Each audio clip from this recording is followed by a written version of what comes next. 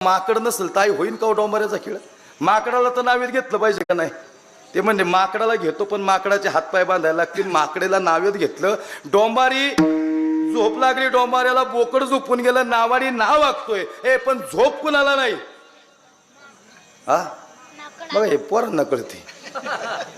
एवढं सोपं कीर्तन आहे माझं. झोप कुणाला नाही? माकडाला. म्हणजे कुणाला?